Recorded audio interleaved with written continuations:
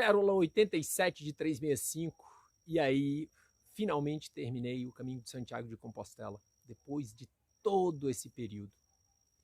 E aí surgiu uma grande reflexão. Depois do caminho, quando a gente começa o caminho, a gente recebe essa caderneta, é a caderneta do peregrino. Nessa caderneta tem todo o mapa, saindo da França, passando em todas as cidades, cidade após cidade, até chegar em Santiago de Compostela.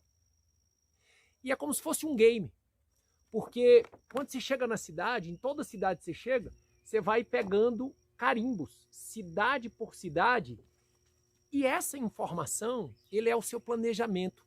Essa caderneta, esse manual do peregrino, ele vai te estimulando a permanecer, a ficar ali no seu caminho. Ele é seu planejamento, ele é sua energia para continuar o seu caminho. E tem um símbolo também que é a concha. Conta o caminho, conta a história, que o apóstolo São Tiago, todo mundo achava que era o fim do mundo.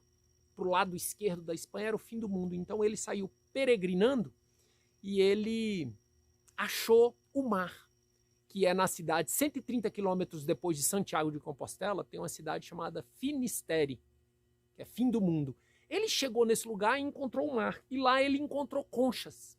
Então isso virou o símbolo do caminho de Santiago de Compostela.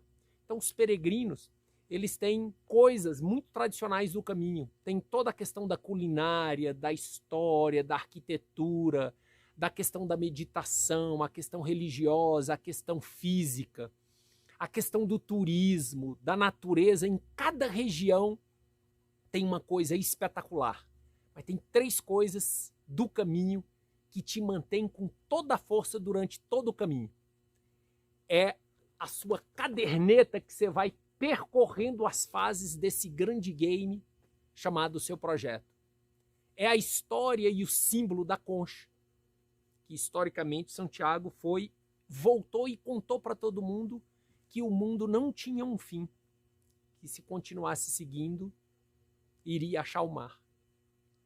E tem o grito de guerra, que é Buen Camino, que você escuta 1 trilhão de vezes em todo o caminho. E esses elementos foram elementos que funcionaram como uma espinha dorsal.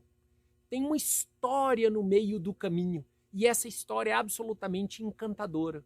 E por conta da história, e por conta de tudo que a gente pesquisa, vê, plano, depoimentos hoje nas mídias sociais, isso encanta gente do mundo inteiro, através dos séculos. E uma geração vai estimulando a outra a ir para o caminho de Santiago de Compostela, e isso foi o que me fez participar desse desafio. Andar 800 quilômetros, 600 de bicicleta e 200 a pé. E chegando no final com esses 2 símbolos, depois eu voltei, fiquei mais um tempo na Europa, e de vez em quando eu olhava para esse manual, e essa caderneta, né, esse manual do peregrino, e isso me levava para me transportava de volta, e isso virou como se fosse um amuleto. É a mesma coisa aí no seu projeto. Pérola 87 de 365. No seu projeto, você tem que contar uma história. Você tem que ter amuletos. Você tem que ter uma forma de fazer com que as pessoas recarreguem as energias. E aqui eu vou finalizando esse tanto de pérola aí do caminho de Santiago de Compostela. Espero ter contribuído demais aí nas reflexões com as pérolas. E faça isso nos seus projetos, porque você vai engajar as pessoas com uma história maravilhosa do que é o objetivo do seu projeto e por que ela é tão importante. E bote para ferver.